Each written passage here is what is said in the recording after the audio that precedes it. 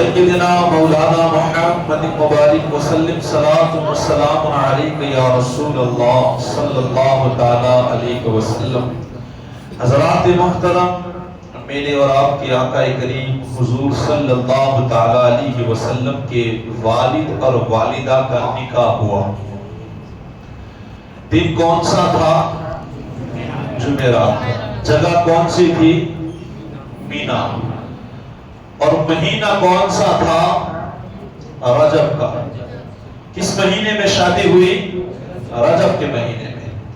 اللہ تبارک و تعالیٰ کی مرضی کے مطابق جمعہ کی رات ہے۔ یہ نور حضرت سیدنا عبداللہ رضی اللہ تعالیٰ عنہ کی پشت انور سے حضرت سیدنا خاتون آمینہ رضی اللہ تعالیٰ عنہ کے بطن اقدس میں جلوہ فروز ہو گیا۔ بس نور ماں کے پیٹ میں اترنا تھا۔ اللہ اکبر! جانوروں میں موج لگ گئی۔ مشرق کے جانور خوشیاں منانے لگے، مغرب کے جانور منانے لگے، فرشتے خوشیاں منانے لگے۔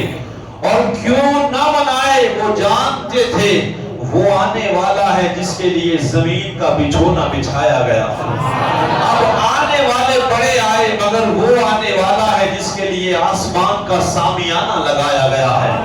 وہ آنے والا ہے جس کی وجہ سے سورج کو روشنی دی گئی ہے، چاند کو چاندنی دی گئی ہے، ستاروں کو چمک دی گئی ہے، پھولوں کو مہک دی گئی ہے۔ اب وہ آنے والا آ رہا ہے۔ اللہ اکبر! یہ نور کی زندگی اور آگے بڑھتی ہے۔ غالباً 3 یا 4 مہینے کے قریب۔ کتنے مہینے؟ اپنی ماں کے پیٹ میں 3 یا 4 مہینے کے قریب تھے۔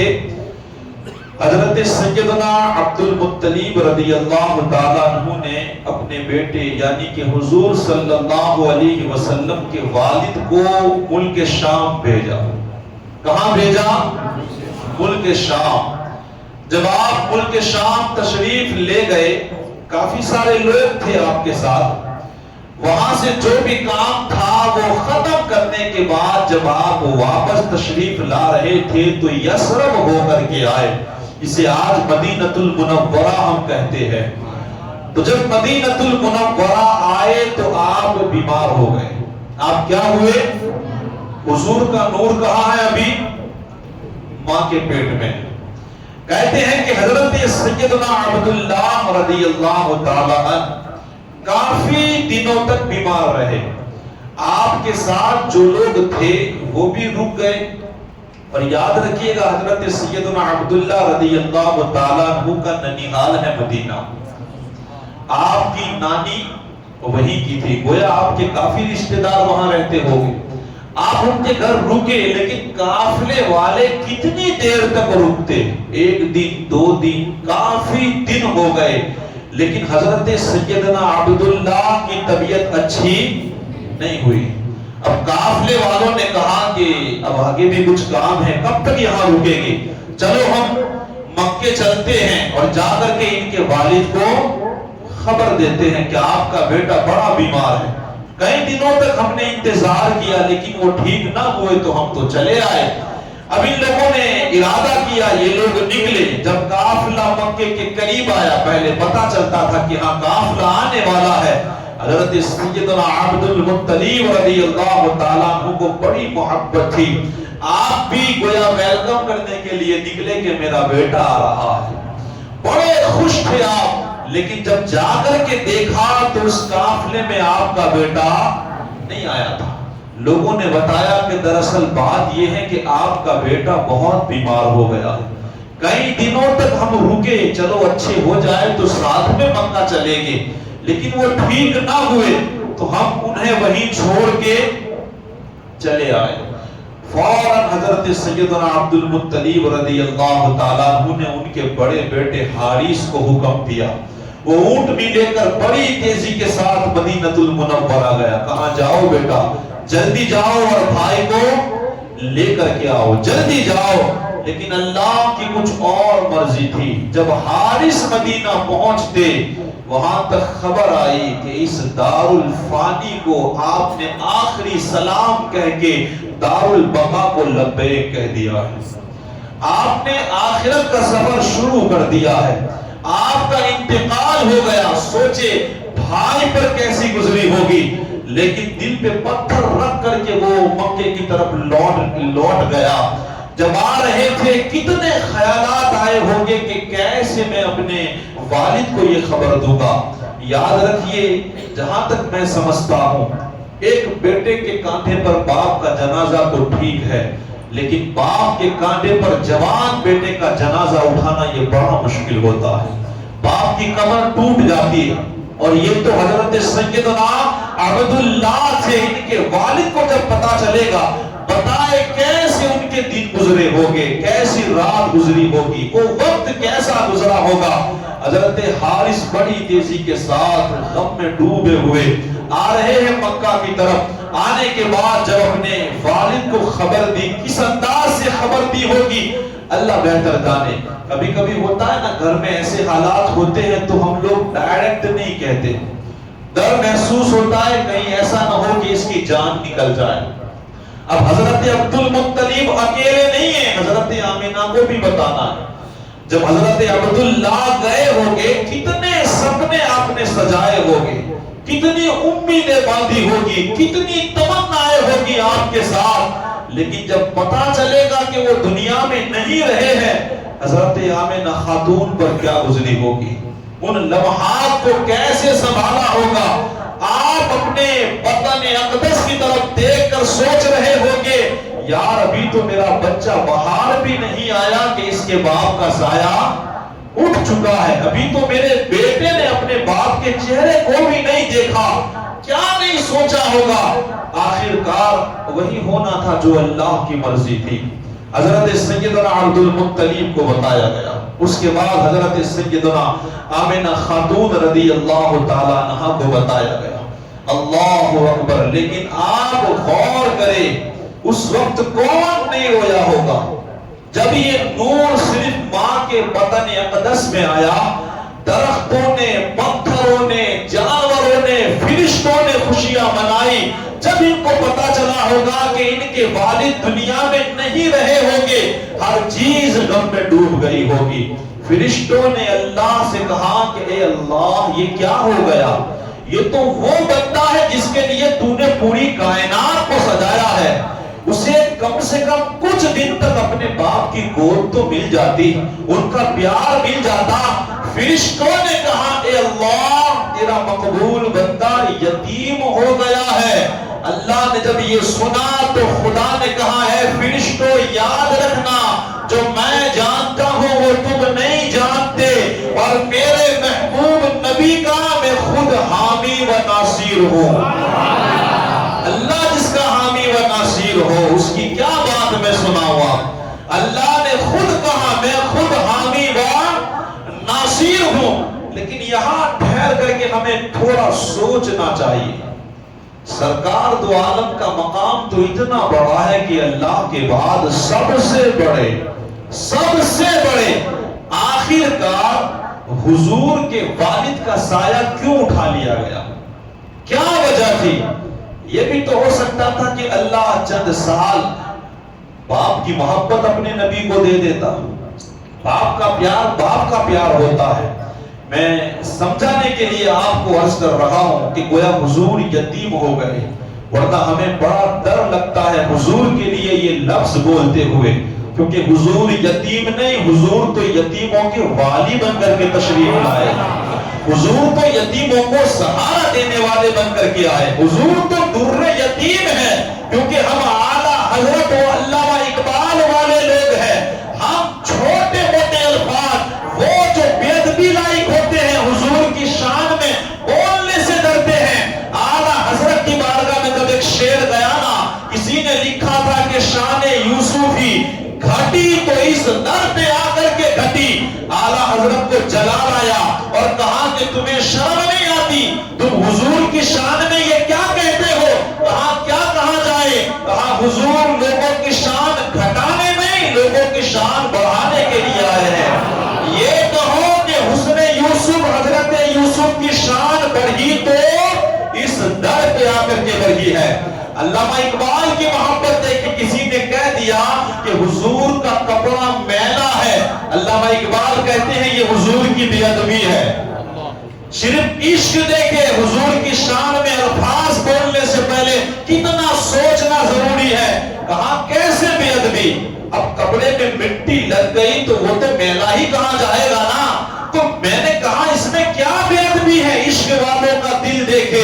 علامہ اقبال کہتے ہیں یہ مت کہو کہ حضور کا کپڑا میلا ہے، بلکہ یہ کہو کہ مٹی نے حضور کے دامن میں پناہ لے رکھی ہے. یہ عشق ہوتا تھا. کیا کہا جائے؟ اللہ نے ہمیں ان لوگوں کی جماعت میں کھڑا کیا ہے. اعلیٰ حضرت جب حضور کی تعریف کرنے کے لیے بیٹھتے ہیں نا تو کیا لکھے سمجھ میں نہیں آتا. یہ حضور ہے. آخرکار قدم اٹھایا تو کہہ رہے ہیں سرور کہوں کہ مالک و مولا کہوں تجھے، باغ خلیل کا گل زیبا کہوں تجھے. اللہ نے تیرے وصف عیب تنا ہی سے ہے وہی، اے جانے جانے میں جانے تجلا کہوں تجھے. آخرکار پورا کلام لکھنے کے بعد امام نے یہ لکھ کر کے قلم توڑ دیا کہ کیا کہوں. آخر ختم رضا نے سخن اس پہ کر دیا، خالق کا بندہ اور خلق کا آقا کہوں تجھے. یہ حضور کی شان ہے. کیا اگر میں کوئی ایسا لفظ میری زبان سے نکل جائے، میں اللہ کی بارگاہ میں آپ کو گواہ رکھ کر کے توبہ کرتا ہوں، اللہ مجھے معاف کر دے اگر حضور کی شان کے لائق کوئی لفظ نہ ہو. میں صرف آپ کو ایک سمجھانے کے لیے عرض کرتا ہوں تاکہ بات آپ سمجھ سکے کہ گویا حضور کے اوپر سے سایہ کیوں اٹھا لیا گیا. باپ کا سایہ ان کے سر پر نہیں رہا، گویا حضور یتیم ہو گئے. کئی باتیں اگر آپ سوچو گے نا تو سمجھ میں آئے گی. جب کچھ چیزیں انسان کو پریکٹیکل کرتا ہے نا تو اس کا درس بہت اچھا ملتا ہے. اب حضور پوری دنیا کے لیے یتیموں کے والی بن کر کے آنے والے ہیں. جب سرکار دنیا میں تشریف لائے گی اور باپ کی محبت انہیں نہ ملے گی، اور جب حضور کے سامنے کوئی اپنے بچے سے پیار کرے گا تو کیا حضور کو ان کے باپ یاد نہیں آئے گی؟ حضور کو ان کے والد یاد نہیں آئے گے؟ یہ زندگی اللہ نے حضور کی گزاری تاکہ گویا حضور احساس ہو جائے، حضور کی ایک تربیت ہو رہی ہے گویا کہ اے محبوب آپ دیکھو جب انسان کے سر پہ باپ کا سایہ نہ ہو اور کوئی باپ محبت کرتا ہے تو کیسا محسوس ہوتا ہے.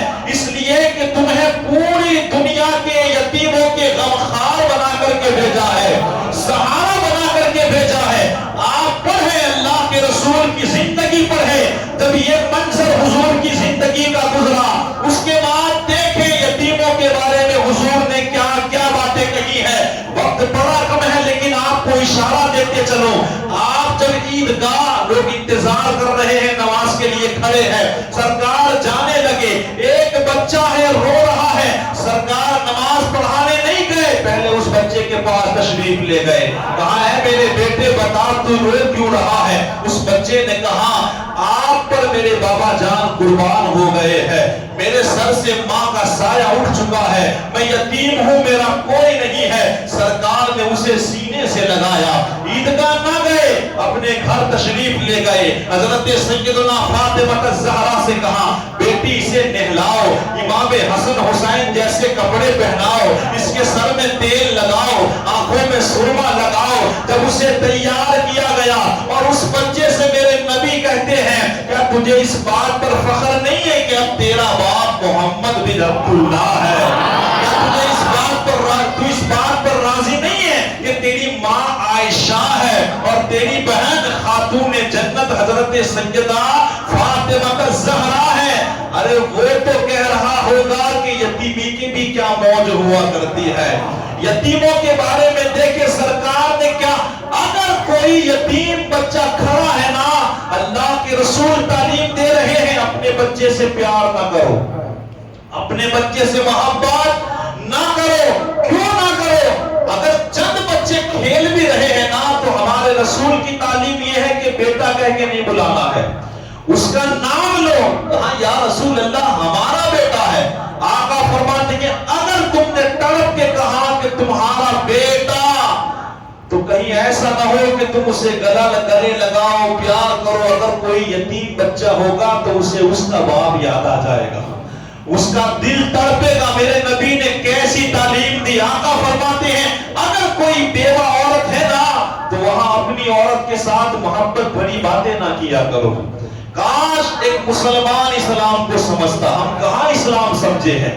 اگر اسلام سمجھتے نا تو شادی کے دن یہ جو دہیج کا سامان باہر لگا کر تماشا کیا جاتا ہے یہ کبھی نہیں ہوتا۔ پتا ہے کیا کبھی انسان کسی شادی میں نے نہیں دیکھا کہ سامان نہ لگایا گیا ہو۔ منڈپ میں وہاں پلنگ ہے، تجوری ہے، سارا سامان، مجھے کوئی بتائے گا، کوئی سمجھائے گا کہ اس کو لگانے کی کیا فضیلت ہے؟ کیا کبھی خیال کرتا ہے؟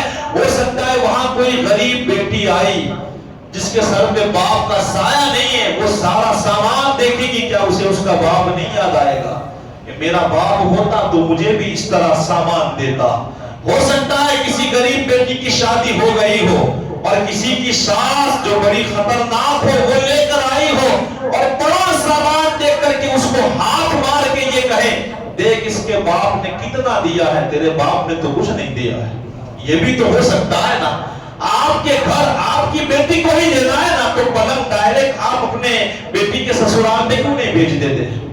وہ تجوری وہ سامان ٹیمپا بھر کے آپ اپنی بیٹی کے ہی گھر بھیج دو نا۔ یہاں لانے کی کیا ضرورت ہے؟ لا کر کے دکھانے کی کیا ضرورت ہے؟ میرے آقا کی تعلیم بڑے سی، حضور فرماتے کیلا کھاؤ چھیل کر باہر نہ پھینکو۔ کیا نہ پھینکو؟ کتنی بڑی بات ہے۔ کہا یا رسول اللہ کیوں؟ ہو سکتا ہے کہ پڑوسی کے پاس پیسے نہ ہو، اس کے بچے دیکھے تو کہیں اس کے کھانے کا من نہ کر جائے۔ حضور تو فرماتے ہیں اگر تم سالن اچھا بناؤ نا تو خوشبوئیں زیادہ نہ ڈالو، اگر ڈالنا ہے نا وہ خوشبو بغل میں جائے گی تو پھر تھوڑا پانی ڈالو اور تھوڑا اس کے گھر بھی بھیج دیا کرو۔ کتنا خیال کیا ہے۔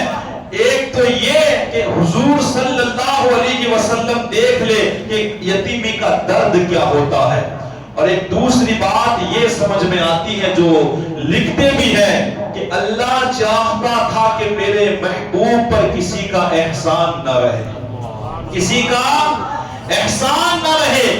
ابھی آپ پیٹ میں ہیں، باپ کا سایہ اٹھ گیا، 6 سال کے تھے ماں کا سایہ اٹھ گیا، 8 سال کے تھے دادا کا سایہ اٹھ گیا۔ حضور پر کسی کا احسان نہیں، بلکہ میں تو یہ کہتا ہوں کہ جن جن لوگوں نے حضور کو پالا ہے نا، چاہے وہ حضرت آمینہ ہو، حضرت حلیمہ ہو، ابو طالب ہو، عبد المطلب ہو، انہوں نے حضور کو نہیں پالا۔ وقت آئے گا تو میں بتاؤں گا حقیقت میں حضور نے ان کو پالا ہے، حضور نے ان کو پالا ہے۔ ان پر حضور کے احسانات نہیں، حضور پر ان کے احسانات ہیں۔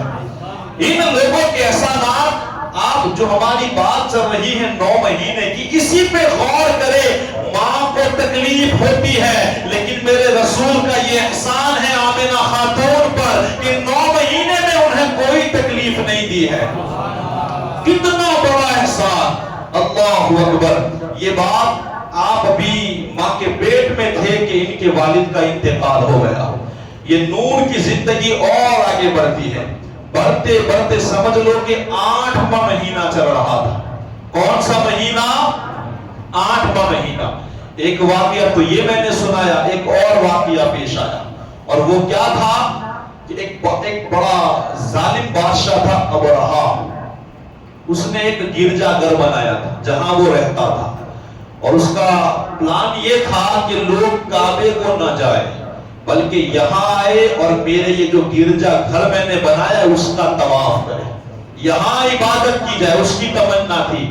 جب یہ بات بڑی مشہور ہوئی نا، بڑی مشہور ہوئی، تو عرب کا ایک انسان گیا۔ کہاں گیا؟ وہ گرجا گھر کے پاس، اور جانے کے بعد لیٹرین کی، ٹوائلٹ کیا، اور وہ ٹوائلٹ اس گرجا گھر پہ لگا دیا۔ اب بتاؤ ایسا کوئی کام کرے گا تو بادشاہ کو کتنا غصہ آئے گا۔ جب اس نے دیکھا کہ کسی نے اتنا گندا کام کیا، وہ سمجھ گیا کہ یہ عرب والوں میں سے کوئی ہے۔ اس نے یہ فیصلہ کر لیا کہ میں اب کعبے کو ہی مٹا دوں گا، کعبے کی دیواروں کو گرا دوں گا، میں کعبے کو نیست و نابود کر دوں گا۔ ایک بہت بڑا لشکر اس نے لیا، اللہ کے پیارے رسول صلی اللہ علیہ وسلم ابھی کہاں ہے؟ اونچی آواز. اور کون سا مہینہ چل رہا ہے؟ 8واں. دو روایتیں ملتی ہیں. ایک یہ کہ یہ واقعہ حضور کی پیدائش سے 50 دن پہلے ہوا، اور ایک جگہ لکھا ہے کہ یہ واقعہ حضور کی پیدائش سے 55 دن پہلے ہوا. زیادہ فرق نہیں، مطلب مہینہ تو 8واں ہی تھا، کیونکہ کتابوں میں لکھا ہے حضور ماں کے پیٹ میں پورے 9 مہینہ رہے ہیں. کتنے مہینہ؟ 9 مہینہ. تو اب رہا بڑے غصے میں ایک بہت بڑا لشکر لے کر آگے بڑھا. بہت بڑا لشکر ہاتھی لے کر کے آیا، بڑا بڑا. ایک تو سفید ہاتھی تھا، اس کا نام تھا محمود. بہت بڑے. جب یہ پورا لشکر مکے کے قریب آیا تو جو پہلے والے آگے تھے جو لوگ، تو انہوں نے کیا کیا؟ ان کے بکریاں، ان کے اونٹ، ان کے جانوروں کو پکڑ لیا.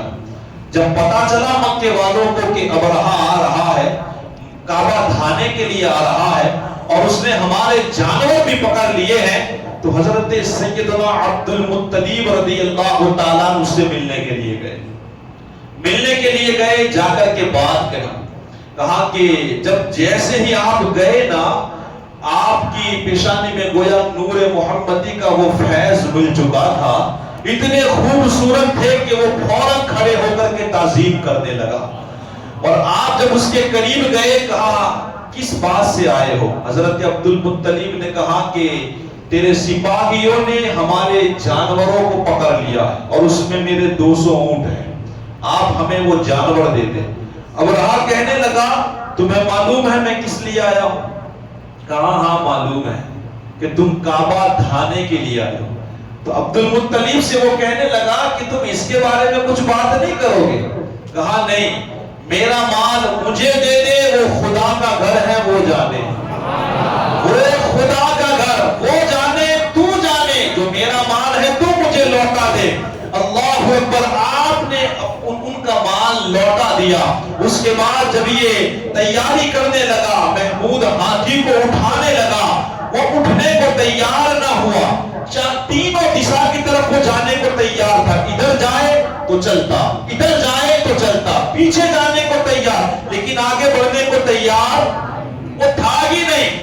جب یہ منظر دیکھا، وہ اٹھ نہیں رہا تھا. اللہ کا کرنا. حضرت عبد المطلب جب وہاں سے نکلے تو لوگوں کو بتایا تم پہاڑوں میں چلے جاؤ، اپنے گھروں سے نکل جاؤ. پھر چند لوگوں کو لے جا کر کعبے کا غلاف پکڑ کے آپ نے دعا کی. اللہ سے کہا مالک میرے پاس اتنی طاقت نہیں ہے کہ میں اس کا مقابلہ کر سکوں، مگر تیری تو بڑی شان ہے، تو بڑا قادر ہے، تو بڑی طاقت والا ہے. یا اللہ، ہر کوئی اپنے گھر کی حفاظت کرتا ہے، آج تو اپنے گھر کی حفاظت کر دے. اے اللہ تو اپنے گھر کی حفاظت فرما. جب آپ وہاں سے نکلے، یہ لوگ آگے بڑھنے ہی والے تھے کہ اچانک سمندر کی طرف سے ابابیل کا لشکر آیا. اچانک لشکر آیا اور ان کی چانچ میں، ان کے دونوں پنجوں میں کنکریاں تھی. جانتے ہو کتنی بڑی تھی؟ آپ مسور کا دانہ دیکھا ہے کتنا چھوٹا ہوتا ہے؟ مسور کے دانے کے برابر وہ پنجوں میں اور چانچ میں کنکریاں لے کے آئی، اور اس پر نام لکھا ہوا تھا. ان ابابیلوں کو یہ بھی معلوم تھا کہ مجھے کس پہ پھینکنا ہے. وہ ایسا لگ رہا تھا باقاعدہ تیاری کے ساتھ اللہ نے بھیجا ہے.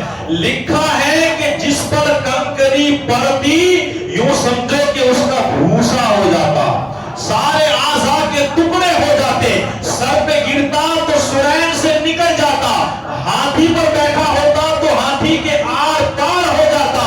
یہ پہلا وہ ہوائی حملہ تھا جو اللہ نے ابرہہ پر کیا تھا. یہ پورا حملہ ہوا، سارے نیست و نابود ہوئے، مگر سرکار عالم دو عالم صلی اللہ علیہ وسلم اللہ نے تو کعبے کی حفاظت فرما لی. مگر آپ ذرا توجہ کیجئے گا، حضور دنیا میں تشریف لائے، لانے کے بعد 40 سال کی زندگی گزری، اور جب قرآن نازل ہونے لگا تو 23 سال کے اندر اللہ نے اس واقعے کو حضور کو یاد کرایا. بولے نا آپ یار، آپ بات تو سمجھ رہے ہو نا؟ اللہ نے اس واقعے کو یاد کرایا. اللہ فرماتا ہے بسم بسم اللہ الرحمن الرحیم ألم تر كيف فعل ربك بأصحاب الفيل ألم يجعل كيدهم في تضليل وأرسل عليهم طيرا أبابيل ترميهم بحجارة من سجيل فجعلهم كعصف مأكول. ذرا ترجمہ دیکھیے گا. اللہ فرماتا ہے اے محبوب کیا تم نے نہ دیکھا کہ تمہارے رب نے ان ہاتھی والوں کا کیا حال کیا؟ کیا ان کا داؤ تباہی میں نہ ڈالا اور ان پر پرندوں کی ٹکڑیاں بھیجی کہ انہیں کنکر کے پتھروں سے مارے تو انہیں کر ڈالا جیسے کھائی کھیتی کا بھوسا. گیہوں نکالتا ہے, دیکھا ہے مشین کیسا کچمبر نکالتا ہے. اللہ فرماتا ہے, لیکن میں آپ کی توجہ صرف پہلے جملے پر دلانا چاہوں گا. اللہ فرماتا ہے الم تر کیفا, اے محبوب کیا تم نے نہ دیکھا؟ اللہ کیا فرما رہا ہے؟ اے محبوب کیا تم نے نہ دیکھا؟ اگر ہمارے ساتھ کوئی ہو, کہیں بلاؤ ہو جائے اور کہیں جا کر کے لوگ پوچھنے لگے, ایک بندہ بات کرے کہ کیا تم نے دیکھا, تو بندہ دوسرے کو ہاتھ مارے گا, ارے بتانے کیا تو نے بھی نہیں دیکھا؟ کیا کہے گا؟ کیا تو نے بھی نہیں دیکھا؟ اللہ گویا یہ بتانا چاہتا ہے اللہ کا محبوب ماں کے پیٹ میں ہے اور ماں کا پیٹ ایک چلتی پھرتی قبر مانی جاتی ہے. گویا ماں کے پیٹ سے سرکار پورا منظر دیکھ رہے تھے. میرے آقا ابرہا کے ساتھ کیا ہو رہا ہے؟ ابابیلیں آ رہی ہے, کنکریاں پڑ رہی ہے, وہ تباہ ہو رہے ہیں. اللہ دنیا والوں کو بتانا چاہتا ہے الم تر کیفا, اے محبوب کیا تم نے نہ دیکھا؟ ارے وہ رسول جو ماں کے پیٹ میں رہ کر ابرہا کے لشکر کو دیکھ سکتے ہیں, الحمدللہ ایمان ہے, گنبد خضرا میں آرام فرما کر وہ پوری دنیا کو دیکھ رہے ہیں.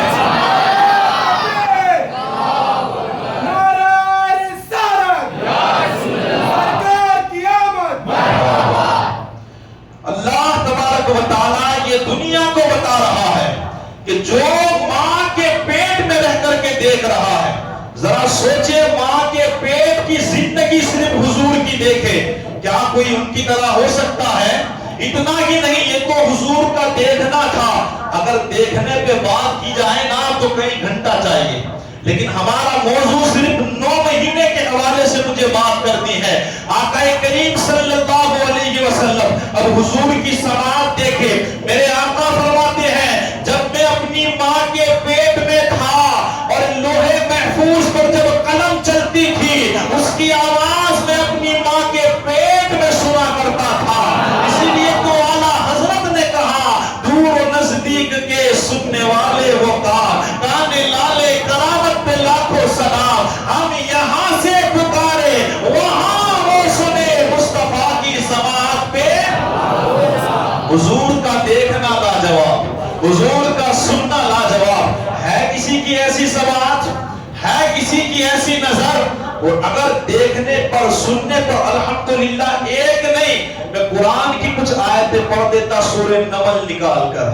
حضور کے غلام کئی میلوں سے سنا کرتے ہیں, وہ جو حضور کے پیچھے نماز پڑھتے ہیں, تو ذرا بتائے امام کا عالم کیا ہوگا. اللہ اکبر. وقت بڑا تیزی کے ساتھ گزر رہا ہے. ایک آخری بات ہے کہ انشاءاللہ حضور کی پیدائش کے حوالے سے پھر میں کلمات پیش کروں گا. دیکھیے اللہ کے پیارے رسول صلی اللہ علیہ وسلم لاجواب ہے حضور. انسان کبھی حضور کی زندگی سمجھ نہیں سکتا ہے, نہ آپ کے 300 سال سمجھ سکتا ہے, نہ آپ کی قبر والی زندگی سمجھ سکتا ہے, اور نہ ہی یہ 9 مہینے والی زندگی کو سمجھ سکتا ہے. لیکن پھر بھی کچھ لوگ ایسے ہیں اتنے بیوقوف, پتہ نہیں کہاں سے ڈھونڈ کے لاتے ہیں, یہ بھی کہتے ہوئے نظر آتے ہیں کہ حضور کو نبوت 40 سال کے بعد ملی. کتنے سالوں کے بعد؟ یعنی حضور جب دنیا میں آئے ان کو پتا نہیں تھا کہ یہ نبی ہے. 1 سال 2 سال 40 سال گزرے, اس کے بعد ان کو نبی بنایا گیا. اب اس کا ایک چھوٹا سا میں جواب دوں. اللہ اکبر کے نبی کب تھے؟ ذرا مچل کے کہیں سبحان اللہ. ذرا دیکھیں حضور کی شان, دیکھیں حضور نبی کب تھے. ایک سمجھانے کے لیے ذرا دیکھیے گا، پہلے سر پہلے ہے، ٹوپی بعد میں. کبھی ہوتا ہے کہ ٹوپی ہو اور پھر سر آئے؟ سر ہوتا ہے تب ٹوپی رکھی جاتی ہے. کہنے والے کہتے ہیں کہ سر پہلے ہے، اس کے بعد ٹوپی ہے. جسم پہلے ہے، لباس بعد میں ہوتا ہے. مسوڑا پہلے ہے، دار بعد میں ہوتی ہے. زبان پہلے ہے، آواز بعد میں ہوتی ہے. کان پہلے ہے، سماعت بعد میں. انسان کا جسم پہلے، لباس بعد میں. ہاتھ پہلے ہے، پکڑنا بعد میں. پاؤں پہلے ہے، چلنا بعد میں. اور آگے بڑھے آپ دیکھیں، زمین پہلے ہے، یہ مسجد بعد میں ہے. یہ پیلر پہلے ہوتے ہیں، چھت بعد میں ہوتی ہے. سورج پہلے ہوتا ہے، روشنی بعد میں ہوتی ہے. چاند پہلے ہوتا ہے، چاندنی بعد میں ہوتی ہے. ستارے پہلے ہوتے ہیں، چمک بعد میں ہوتی ہے. پھول پہلے ہوتا ہے، مہک بعد میں ہوتی ہے. یہ پنکھا پہلے ہوتا ہے، ہوا بعد میں ہوتی ہے. اور آگے بڑھ کے یہ حافظ صاحب، یہ مبارک پہلے ہے، قاری صاحب بعد میں ہے. یہ سلمان پہلے ہے، حافظ صاحب بعد میں ہے. یہ عابد بابو پہلے ہے، متولی صاحب بعد میں ہے. آپ دیکھیں آج ابراہیم بابو نہیں آئے، ورنہ ابراہیم بابو پہلے ہے. اور خلیفہ صوفی گجرات یہ بعد میں ہوتے ہیں. بات اور آگے بڑھائے، مدنی میاں پہلے ہے، شیخ الاسلام بعد میں ہے. اختر رضا پہلے ہے، تاج الشریعہ بعد میں ہے. سید محمد پہلے ہے، محدث اعظم بعد میں ہے.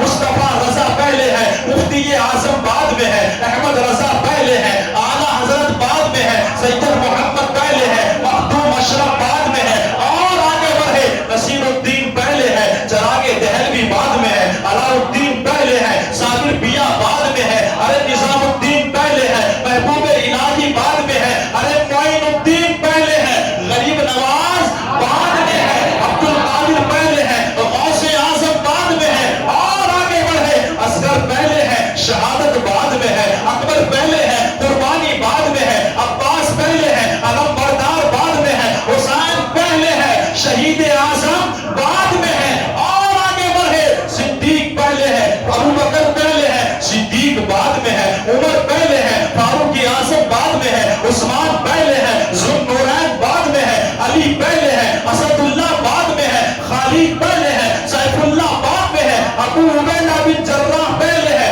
امین امت بعد میں ہے. بلال پہلے ہے، مؤذن بعد میں ہے. اور آگے بڑھے، آدم پہلے ہے، صفی اللہ بعد میں ہے. نوح پہلے ہے، نجی اللہ بعد میں ہے. عیسیٰ پہلے ہے، روح اللہ بعد میں ہے. ابراہیم پہلے ہے، خلیل اللہ بعد میں ہے. اسماعیل پہلے ہے، ذبیح اللہ بعد میں ہے. موسیٰ پہلے ہے، کلیم اللہ بعد میں ہے. مگر میرا نبی، میرا مصطفیٰ وہ رسول ہے، رسول پہلے ہے. آمینہ کا بیٹا بعد میں ہے، عبداللہ کا غلام بعد میں ہے، رسول پہلے ہے. عبد المطلب کا پوتا بعد میں ہے، رسول پہلے ہے. حسنین کا نانا بعد میں ہے، رسول پہلے ہے. زہرا کا بابا، یہ شان ہے میرے آقا کی.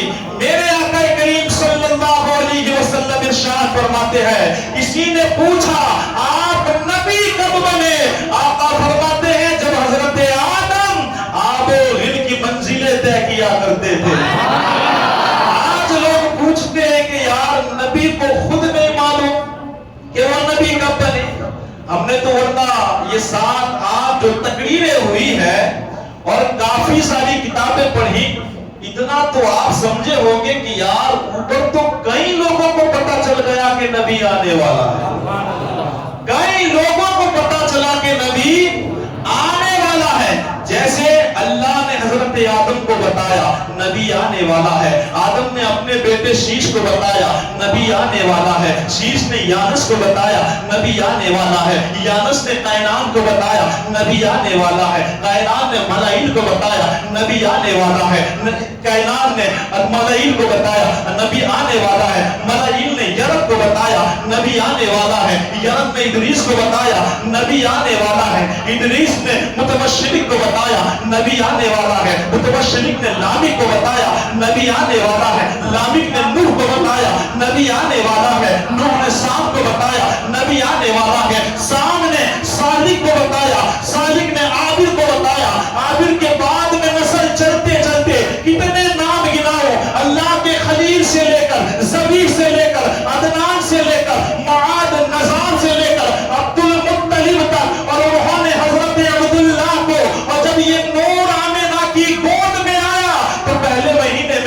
آدم بتا رہے ہیں، دوسرے مہینے میں حضرت شیش بتا رہے ہیں، تیسرے مہینے میں حضرت نوح بتا رہے ہیں، چوتھے مہینے میں حضرت ادریس بتا رہے ہیں، پانچویں مہینے میں حضرت ہود بتا رہے ہیں، چھٹے مہینے میں حضرت خلیل بتا رہے ہیں، ساتویں مہینے میں حضرت سبی بتا رہے ہیں، آٹھویں مہینے میں حضرت کلیم بتا رہے ہیں، اور نویں مہینے میں حضرت روح اللہ نے بتایا اے آمینہ تیری گود میں امام الانبیاء آرام فرما رہے ہیں۔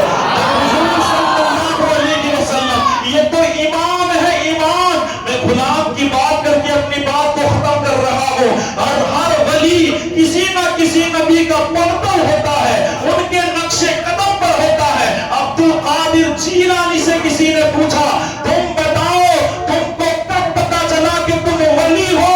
عبد القادر فرماتے ہیں ابھی میں چھوٹا تھا، مکتب جا رہا تھا تو آواز سنا کرتا تھا ارے لوگوں ہٹ جاؤ، اللہ کے ولی کو آنے کا راستہ دے دو۔ ولی کو پتا چل جائے بچپنے میں وہ ولی ہے تو ذرا بتاؤ امام الانبیاء کی شان کا عالم کیا ہوگا؟ میرے آقا اس وقت نبی تھے جب حضرت آدم آب و گل کی منزلیں طے کر رہے تھے۔